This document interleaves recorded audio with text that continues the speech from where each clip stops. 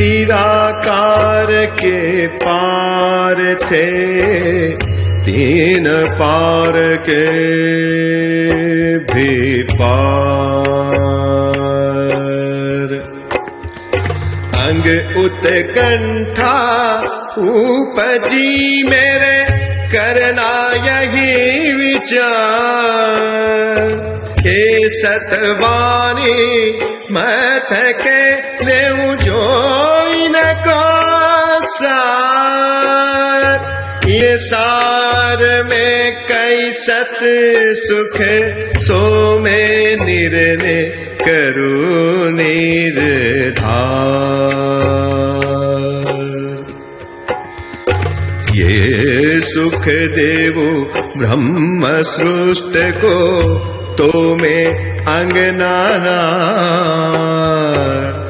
निराकार के पार थे।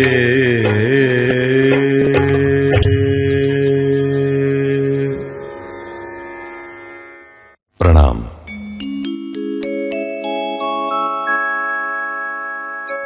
युगों से मानव इन प्रश्नों के उत्तर की खोज में है कि मैं कौन हूं, मेरे जीवन का उद्देश्य क्या है, मैं कहां से आया हूं और आखिर मुझे जाना कहां है। विश्व के सभी धर्मों ने इन प्रश्नों का अपने अपने मतानुसार समाधान किया है, किंतु श्री विश्व प्रणामी धर्म के सिद्धांत एवं प्रत्यक्ष अनुभूति के माध्यम से इन प्रश्नों के जो उत्तर अभिव्यक्त होते हैं वह अनन्य और अद्भुत है। इस फिल्म में सृष्टि रचना का कारण, महाकारण, तीन प्रकार की सृष्टियां, जीव सृष्टि, ईश्वरी सृष्टि और ब्रह्म सृष्टि तथा अक्षर और अक्षरातीत श्री पूर्ण ब्रह्म के संदर्भ में संक्षिप्त परिचय दिया गया है। विस्तृत जानकारी के लिए श्री प्रणामी धर्म के धर्म ग्रंथ श्री तारतम सागर का एवं श्री विराट पटदर्शन ग्रंथ का अध्ययन अति आवश्यक है। वैसे तो आत्म, परात्म और श्री सच्चिदानंद का गुह्य ज्ञान शब्दों से परे केवल अनुभूति का विषय है, किंतु जैसे किसी स्थान पर पहुंचने के लिए उसका नक्शा हमारा पथ सुगम कर देता है, वैसे ही श्री विश्व प्रणामी धर्म के महान ग्रंथ श्री तारतम सागर के माध्यम से हम परम धाम और उसमें नित्य विराजमान अक्षरातीत श्री पूर्ण ब्रह्म श्री राज, श्री श्यामा महारानी एवं उनकी ब्रह्म सृष्टियों की लीलाओं का रहस्य, जिस ब्रह्मांड में, जिस पृथ्वी पर हम निवास करते हैं, उसका भेद और भी बहुत कुछ हम जान सकते हैं। तो आइए, जो सबसे पहले था और महाप्रलय के पश्चात भी अर्थात सदैव रहने वाला है, वहीं चलते हैं, परम धाम।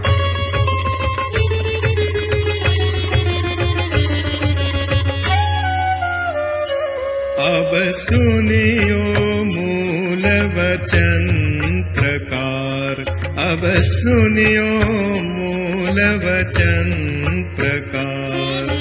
जब नहीं उपजो मोह अहंकार, नाहि निराकार नाहि शून्य, ना निर्गुण ना निरंजन, ना ईश्वर ना मूल प्रकृति।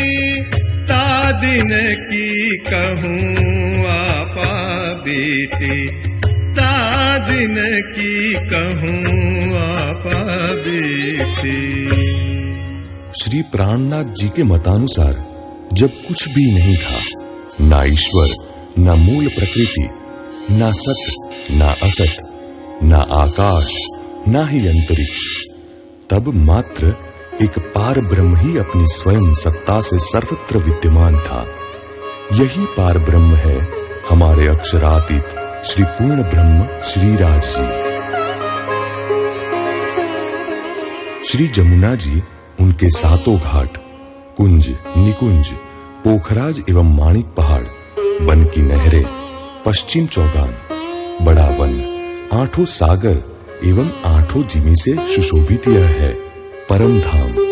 जहां 9 भूम के इस रंग माहौल में श्रीराज जी अपनी आनंद स्वरूपा श्री श्यामा जी और 12,000 ब्रह्म सृष्टियों के साथ, वैसे तो अनगिनत ब्रह्म सृष्टियां हैं, 12,000 की संख्या तो सांकेतिक है, जिनके साथ श्रीराज जी निवास करते हैं और नित्य नूतन आनंद की, विहार की, रास की रसमयी लीलाएं करते रहते हैं। इसीलिए सदा किशोर और रसरूप परमात्मा का एक नाम रसो वैसह भी है, जो कि वेद का भी मत है। यह परम धाम और यहाँ हो रही सर्वलीलाएं हर रूप से विशिष्ट एवं अकल्पनीय है। असत, जड़ और दुख का सम्मिश्रण सदैव क्षर जगत में व्याप्त रहता है, जबकि इस परम धाम में सत, चेतन और आनंद के अतिरिक्त कुछ भी नहीं है। सत, चित और आनंद से पूर्णतया इस परम धाम में एकमात्र चिरंजीव तत्व प्रेम की परम अवस्था इश्क ही है, जो यहाँ सदा समान रूप से अस्तित्व में रहता है। यहाँ न कुछ घटता है, न कुछ बढ़ता है, सब कुछ अखंडित रहता है।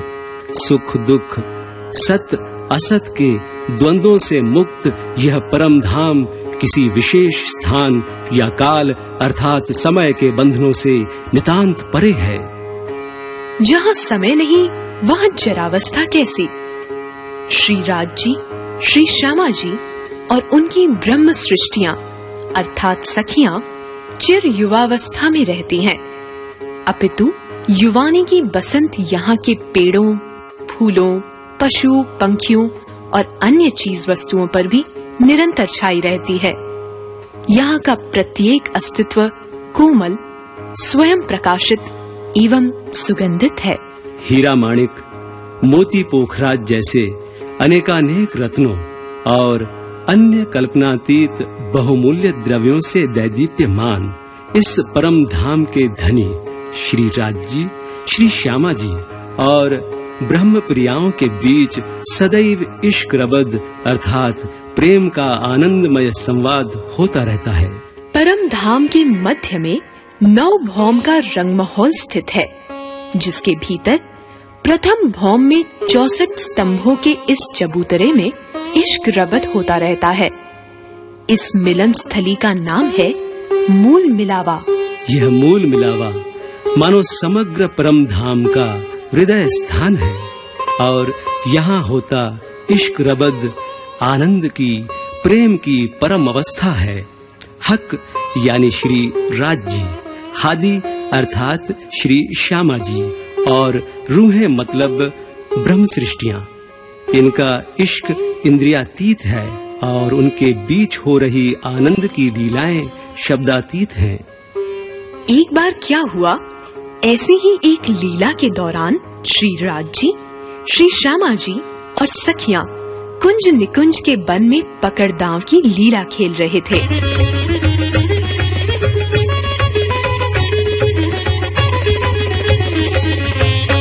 कुंज भवन की रेत में पिया, कुंज भवन की रेत में पिया, चलो दौड़िए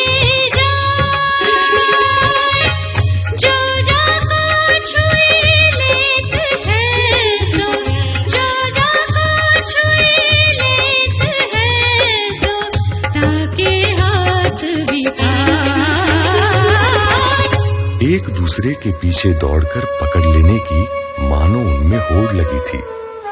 आगे आगे श्री राज जी दौड़ रहे थे, पीछे पीछे श्री श्यामा जी और सखियां। दौड़ते दौड़ते अचानक श्री राज जी का पांव स्फटिकमय रेत में धंस गया। वो गिर पड़े और उन पर एक के बाद एक सब सखियां आ गिरी। सब खिलखिलाकर खूब जोर से हंसने लगी और श्री राज जी से मीठा मजाक करने लगी। पूर्ण ब्रह्म श्री राज जी के मन में तब विचार आया, ये सखियां मुझे पूर्ण रूप से पहचानती नहीं है।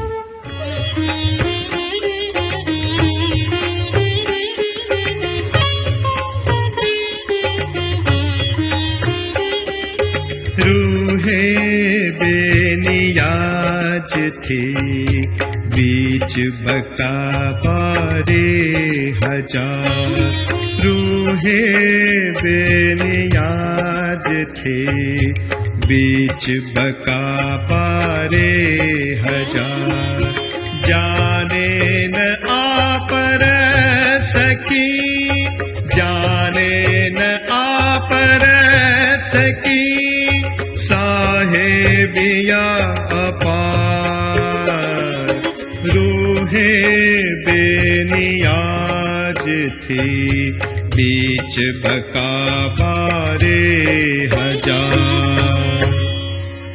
मेरे ऐश्वर्य, मेरी साहिबी और मेरे इश्क से अपरिचित इन ब्रह्म प्रियाओं को मेरे सर्वव्यापक स्वरूप का मैं परिचय कराऊं, क्योंकि अखंड प्रेम से परिपूर्ण इस परम धाम में नित्य निवास करने के कारण वे मेरी असीम सत्ता से अनभिज्ञ है।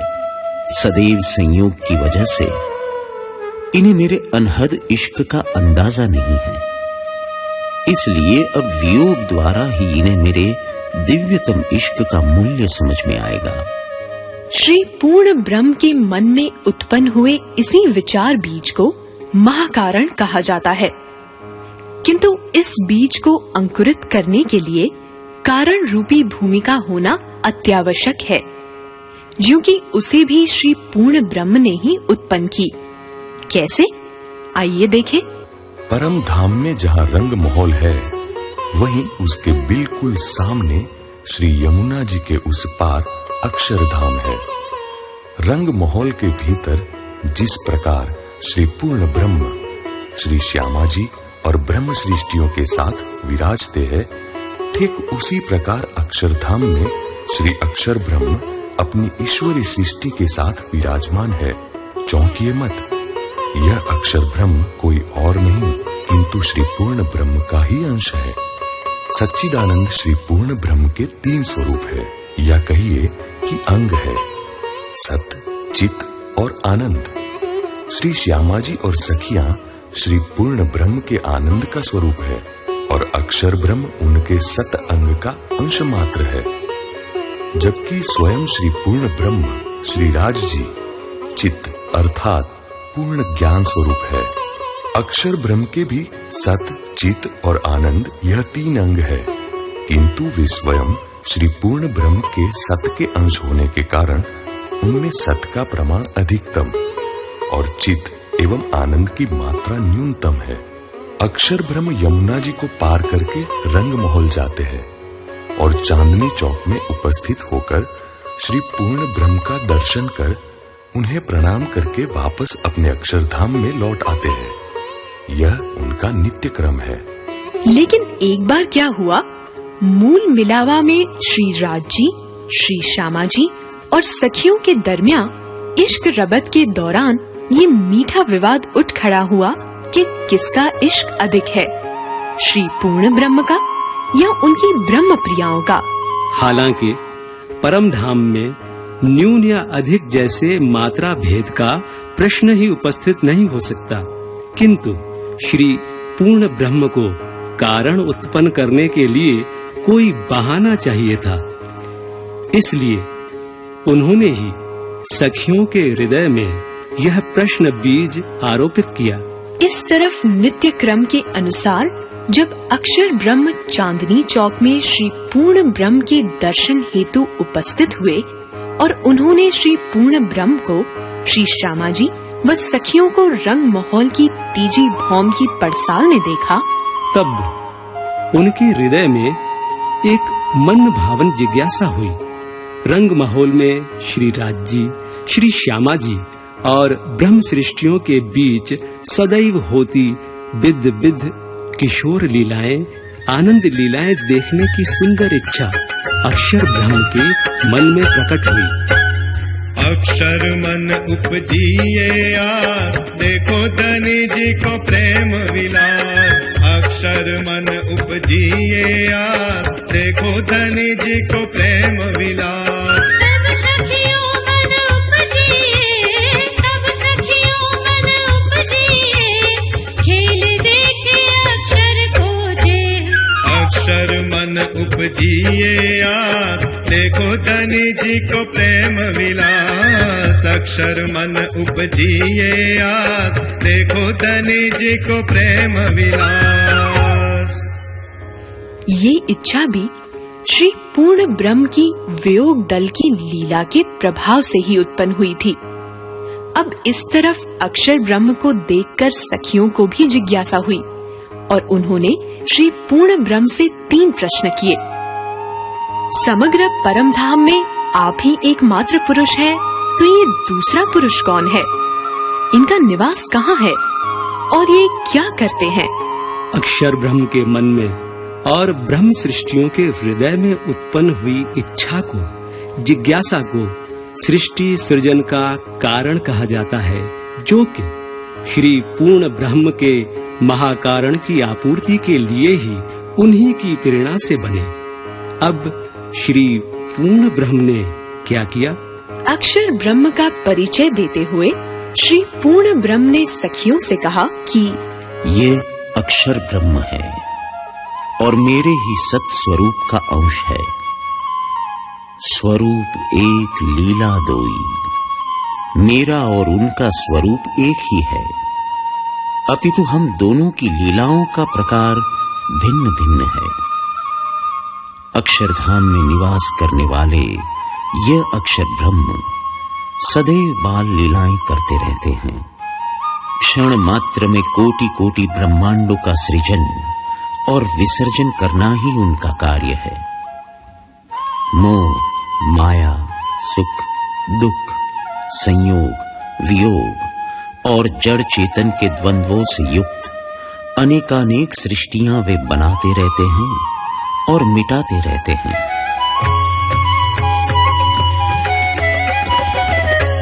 भगवान जी खेलत बाल चरित्र, आप अपनी इच्छा सो प्रकृत। कोट ब्रह्मांड नजरों में आवे, कोट ब्रह्मांड नजरों में आवे। खिन में देख के पल में उड़ावे, खिन में देख के पल में उड़ावे। भगवान जी खेलत बाल चरित्र, आप अपनी इच्छा सो प्रकृत। ब्रह्म सृष्टियों को इन द्वैत भाव की बातें सुनकर अत्यंत आश्चर्य हुआ, क्योंकि परम धाम निज धाम तो अद्वैत, एकरस और शाश्वत है। अब सखियों के मन में अक्षर ब्रह्म द्वारा रचित सृष्टि का, जगत का, माया का खेल देखने की तीव्र इच्छा प्रकट हुई। इस इच्छा को भी सृष्टि रचना का कारण कहा जाता है। श्री पूर्ण ब्रह्म ने 3 बार उन्हें मना किया और सावधान करते हुए कहा, अक्षर ब्रह्म के बनाए जगत की माया इतनी प्रबल है कि उसे देखकर तुम सभी मुझको, परम धाम को और यहाँ तक कि अपने आप को भी बिसर जाओगी, भूल जाओगी। किंतु ब्रह्म सृष्टियों ने श्रीराज जी की एक न सुनी। आखिर यही तो श्री पूर्ण ब्रह्म चाहते थे कि सखियां वियोग का दुख देखें व भोगे, तभी तो वे संयोग के सुख का मूल्य समझ पाएगी और किसका इश्क अत्याधिक है यह सत्य भी उजागर हो जाएगा। तो हुआ यूं कि अब श्री राज जी, श्री श्यामा जी और ब्रह्म सृष्टियों के साथ रंग महल की तीसरी भौम से प्रथम भौम के मूल मिलावा मंदिर में आन विराजे। वर्तुलाकार स्थिति में सब एक दूसरे से अंग लगाकर बैठ गए।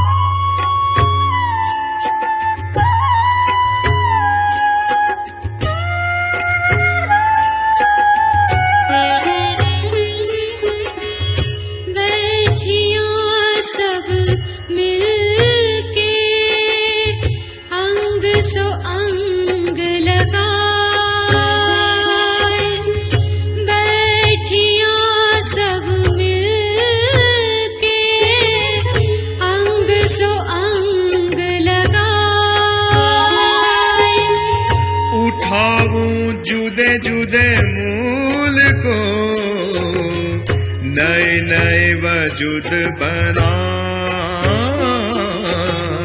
नए नए वजूद बनाए, नए नए वजूद बनाए। मैं अब तुम सबको माया का खेल दिखाता हूँ, किंतु इस खेल की कुछ विशेषताएं हैं जिन्हें याद रखना बहुत ही आवश्यक है। इस खेल के दौरान तुम सब अपने आप को, निज स्वरूप को भूल जाओगी। जो नहीं होगा वह दिखाई पड़ेगा, और बार बार याद दिलाने पर भी तुम्हें ये स्मरण में नहीं आएगा कि तुम ब्रह्म सृष्टियां हो। मैं तुम्हारा पूर्ण ब्रह्म हूँ और परम धाम ही तुम्हारा निज धाम है। सभी सखियों ने खेल की विशेषताओं का स्वीकार करके एक दूसरे को वचन दिया, कौल दिया कि वे परम धाम को, श्री पूर्ण ब्रह्म को और निज स्वरूप को याद रखेंगी तथा भूल जाने पर एक दूसरे को याद दिलाएंगी। जो तू भूले मैं तुझको देऊंगी तुरंत जगा। जो तू भूले मैं तुझको देऊंगी तुरंत जगा। मैं भूलो तो तुम मुझे पल में दीजिए बता। मैं भूलो तो तू मुझे पल में दीजिए बता।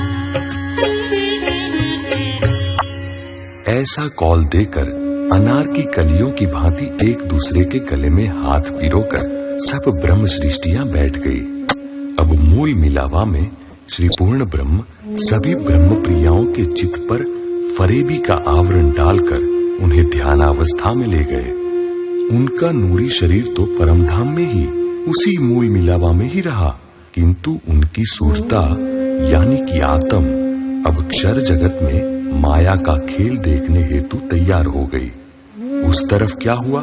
अक्षर धाम में विराजमान अक्षर ब्रह्म ध्यानस्थ हुए, क्योंकि उन्हें परमधाम में श्री पूर्ण ब्रह्म और ब्रह्म सृष्टियों के बीच हो रही किशोर लीला एवं आनंदमयी लीला के दिव्य दर्शन करने थे। इसलिए श्री पूर्ण ब्रह्म ने अपनी दृष्टि अक्षर ब्रह्म पर डाली। अक्षर ब्रह्म के अंतःकरण में पूर्ण ब्रह्म ने अपने आनंद की एक बूंद, केवल एक बूंद स्थापित की।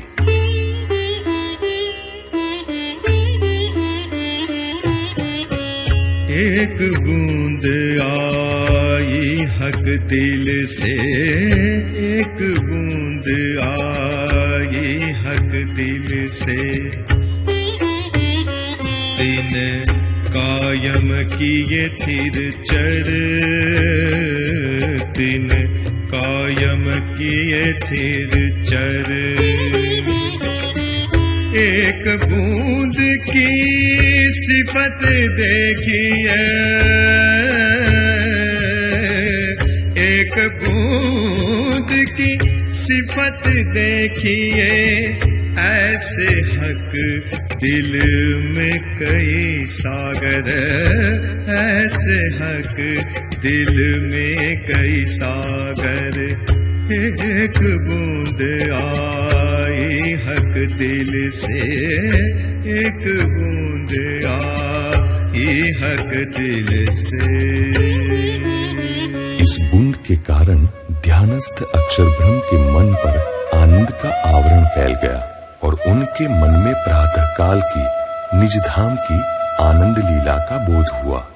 अक्षर ब्रह्म के अंतःकरण के चारों अंग सत स्वरूप अर्थात मन, केवल ब्रह्म यानी कि बुद्धि, सबलिक ब्रह्म यानी कि चित्त और अव्याकृत अर्थात अहंकार को यह ज्ञान लाभ क्रमशः होता गया।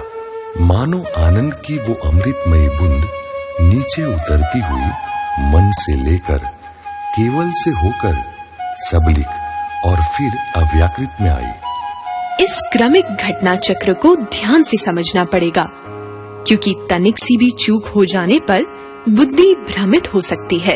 अक्षर ब्रह्म को ध्यानावस्था में श्री पूर्ण ब्रह्म की जिस आनंद लीला का ज्ञान हुआ, उसका आभास जब उनके मन अर्थात सत्य स्वरूप पर पड़ा, तो वह भी ध्यानस्थ हुआ।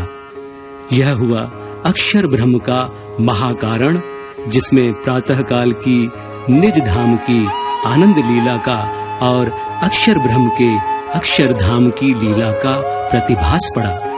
पुनः प्रतिभास सत स्वरूप के कारण और सूक्ष्म स्वरूप से होकर स्थूल जगत बुद्धि अर्थात केवल स्वभाव के स्थान में रास लीला के रूप में परिलक्षित हुआ। अब आनंद की वो बूंद केवल ब्रह्म से होकर सबलिक ब्रह्म में उतरी, तो वो भी इस आनंद में निमग्न हो गए। सबलिक ब्रह्म के चिद अंश और केवल ब्रह्म के आनंदांश के संयुक्त स्वरूप को चिदानंद लहरी कहते हैं। इसको सुरता अथवा विद्या शक्ति भी कहते हैं। कुटस्थ अक्षर ब्रह्म के हृदयाकाश से उदित शक्ति यही सुमंगला शक्ति है। जब ये सृष्टि कार्य में प्रवृत्त होती है, तब अव्याकृत के महाकारण में अर्थात शुद्ध स्थूल लोक में अपनी सर्व सामग्री के साथ आ विराजती है और सदरूपा माया यानी कि सुमंगला नाम से जानी जाती है। सबलिक ब्रह्म से होकर इसी आनंद का अंश मात्र आनंद फिर अव्याकृत की मूल प्रकृति में आया, जिसके कारण ब्रिज मंडल उत्पन्न हो गया, जिसमें राधा कृष्ण गोप गोपी नंद यशोदा सब प्रकट हो गए। नहीं, ये द्वापर युग वाला ब्रिज नहीं है, वह तो बाद में आएगा, क्योंकि यह सर्व घटनाएं तो अभी तक अक्षरधाम में विराजित ध्यानस्थ अक्षर ब्रह्म के अंतःकरण में ही घटित हो रही हैं। अब अव्याकृत जो अक्षर ब्रह्म का अहंकार है, उसने ब्रिज मंडल को देखा तो उन्हें मोह उत्पन्न हो गया और यही मोह ब्रह्मांड की उत्पत्ति का बीज बना। हवे पहला मोह जलनि कहूँ बात, हवे पहला मोह जलनि कहूँ बात, ते तो दुख रूपी दिन रात, ते तो दुख रूपी दिन रात, दावानल बड़ कई भात, दावानल बड़ कई भात, ते निकेत लिखूं विख्यात, हवे पहला मोह जलनि कहूँ बात, हवे पहला मोह जलनि कहूँ बात। इस अव्याकृत की दो शक्तियां हैं। प्रथम है काल शक्ति, जो अव्याकृत पर मोह निंद्रा का आवरण डालकर मोह जल बनाती है, और दूसरी शक्ति है ईश्वरी शक्ति, जो प्रकट हुए मोह जल यानी मोह रूपी समुद्र में अंडा बनाती है। इस मोह जल में अंडा हजारों वर्षों तक निर्जीव रूप से तैरता रहा। फिर चिद्रूप अक्षर यानी कि सबलिक ब्रह्म की सबलिक सूरता चेतना ने उस अंडे में प्रवेश किया। वैदिक शास्त्रों में जिसे हिरण्यगर्भ कहा गया है, वास्तव में यह सबलिक सूरता ही वह हिरण्यगर्भ है। अब हजारों वर्षों तक अंडा पकता रहा और एक दिन आधुनिक विज्ञान जिसे ब्रह्मांड का प्रारंभ क्षण कहता है, वह हुआ बिग बैंग। एक जबरदस्त धमाका, विस्फोट, अंडा फूटा और उस अंडे में से प्रथम पुरुष पैदा हुआ। हजारों वर्षों तक जल अर्थात नार में निवास करते रहने के कारण इस पुरुष का नाम पड़ा नारायण। इस नारायण ने वर्षों तक की खोज के बावजूद अपने चारों ओर किसी अन्य को नहीं देखा, तो उन्होंने कहा कि मैं ही सबका आदि हूँ। इस प्रकार इस पुरुष का नाम आदि नारायण हुआ। इन्हें श्री महाविष्णु भी कहा जाता है। मोह सागर में निवास कर रहे आदि नारायण के हृदय में इच्छा हुई, एको हम बहुश्याम, मैं एक हूँ अनेक हो जाऊं। ऐसी कल्पना मात्र से माया उत्पन्न हो गई। आदि नारायण की इच्छा से उनके 4 स्वरूप वासुदेव, संकर्षण, प्रद्युम्न और अनिरुद्ध प्रकट हो गए। माया, जिसे महतत्व भी कहा जाता है, उसका विस्तार हुआ। महतत्व की 2 शक्तियां प्रकट हुई। प्रथम बुद्धि रूपा ज्ञान शक्ति गायत्री, जिससे 4 वेद उत्पन्न हुए, इसलिए इसे वेद माता भी कहा गया। इसे श्री महाविष्णु का निज स्वभाव भी कहा गया है। चारों वेद आदि नारायण के कर्ता की खोज करने हेतु ऊपर गए, किंतु उन्हें पता नहीं चला। तब उन्होंने नेति नेति कहकर अपनी वाणी को विराम दे दिया। वैसे भी शास्त्रों में संसार वृक्ष को ऊर्ध्वमूल कहा गया है, क्योंकि इसकी शाखाएं नीचे की ओर तथा मूल ऊपर की दिशा में है, जिसे खोज पाना कल्प वृक्ष कहे जाने वाले वेदों के बस की भी बात न रही।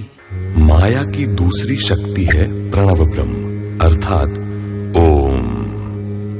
ज्योति स्वरूप शब्द ब्रह्म, नाद ब्रह्म, मृत्युंजय आदि नामों से परिचित इस शक्ति को अहंकार शक्ति भी कहते हैं, जो विराट का मूल है। अहंकार के अध्यात्म की भी 3 शक्तियां हैं, ज्ञान शक्ति, क्रिया शक्ति और इच्छा शक्ति, जिनसे क्रमानुसार सत्वगुण, रजोगुण एवं तमोगुण प्रकट हुए। तमोगुण के अहंकार से 5 तत्व पृथ्वी, जल, तेज, वायु और आकाश तथा 5 तन्मात्राएं रस, रूप, गंध, स्पर्श और शब्द प्रकट हुई।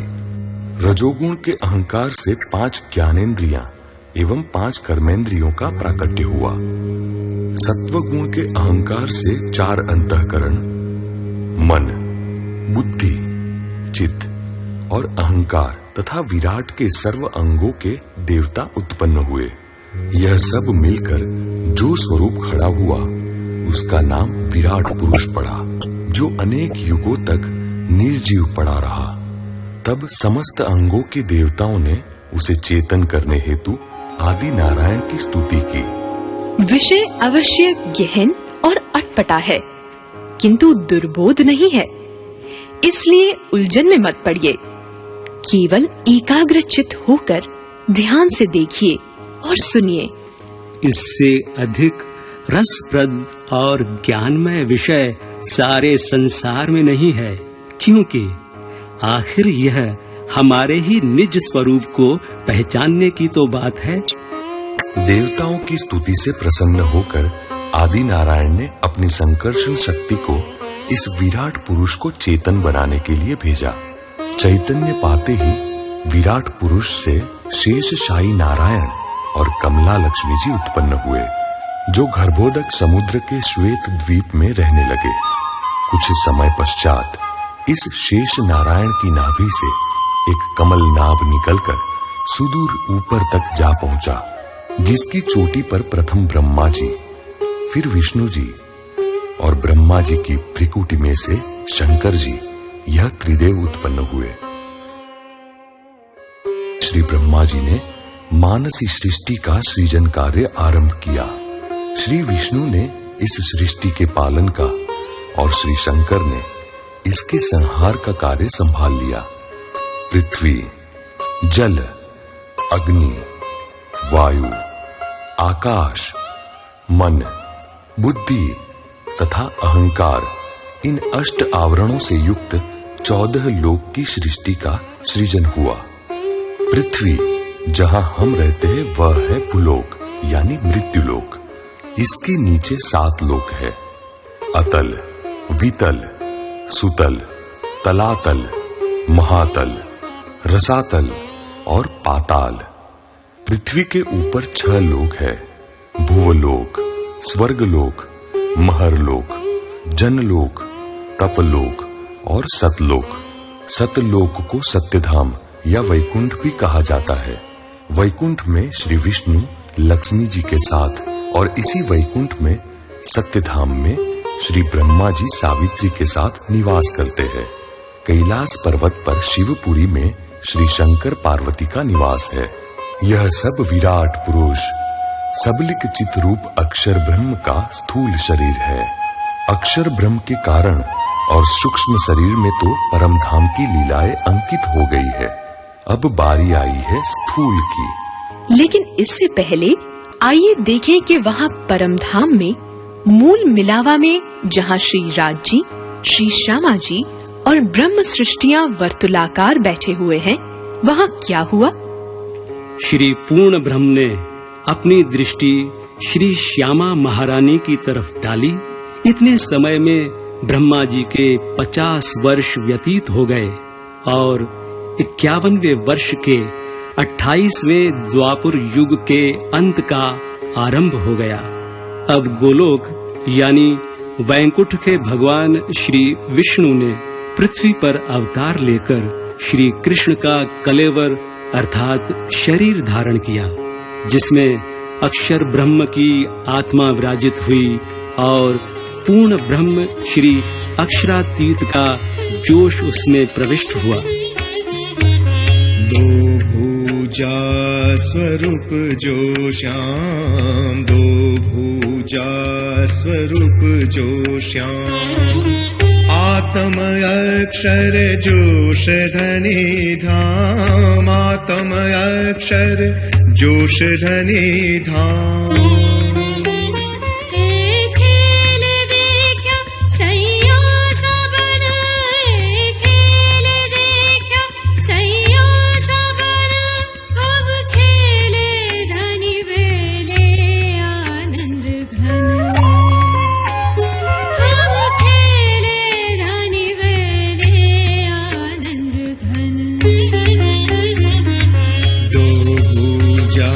स्वरूप जो श्याम, दो भुजा स्वरूप जो श्याम। वैसे तो ब्रह्मांड बनाना और मिटाना यह कार्य तो श्री अक्षर ब्रह्म का है, किंतु ये प्रथम अवसर ऐसा घटित हुआ कि वर्तमान 3 ब्रह्मांड श्री पूर्ण ब्रह्म की प्रेरणा से उत्पन्न हुए। वृज, रास और जागनी, इन 3 ब्रह्मांडों की रचना में प्रथम वृज के ब्रह्मांड का अब शुभारंभ हुआ।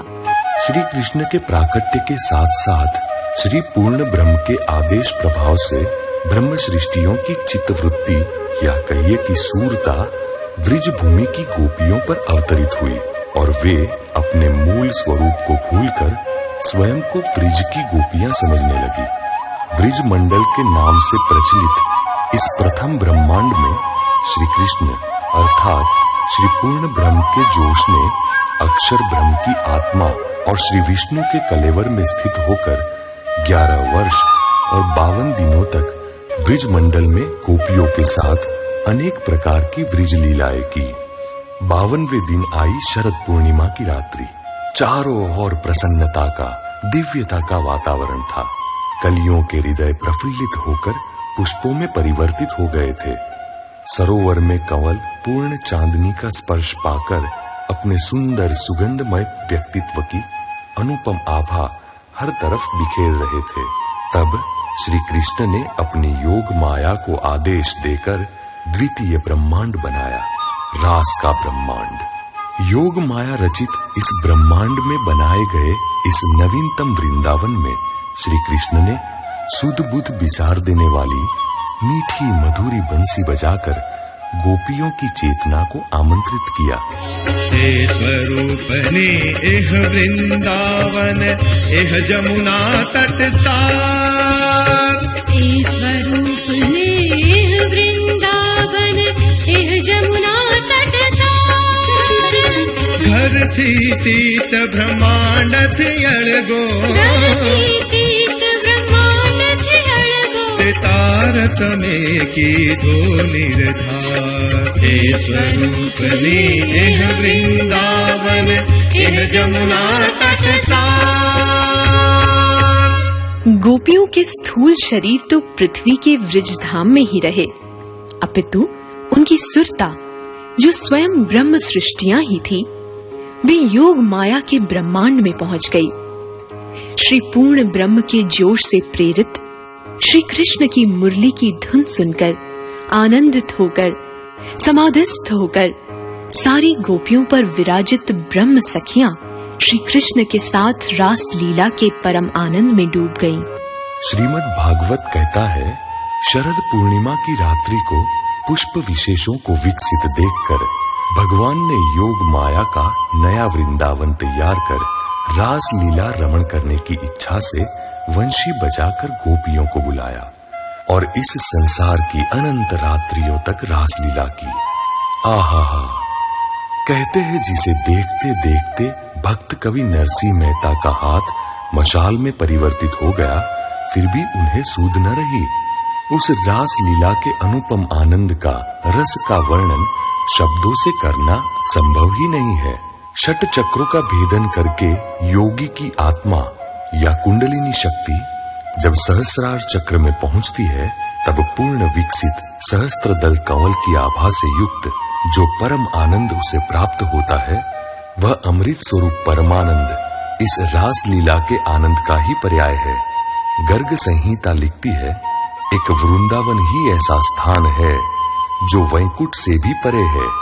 यही है वह स्थान, योग माया का रास का ब्रह्मांड, जहां अखंड रास लीला होती रहती है। श्री सुखदेव जी ने भी श्रीमद् भागवत में इस रास लीला का वर्णन राजा परीक्षित को विस्तार से सुनाया था। सच्चिदानंद श्री पूर्ण ब्रह्म परमात्मा की इस रास लीला का आनंदमय लीला का वर्णन मुंडकोपनिषद में भी मिलता है, जिसके अनुसार ब्रह्म सदा किशोर, रस रूप और अक्षर से भी परे परात्पर है।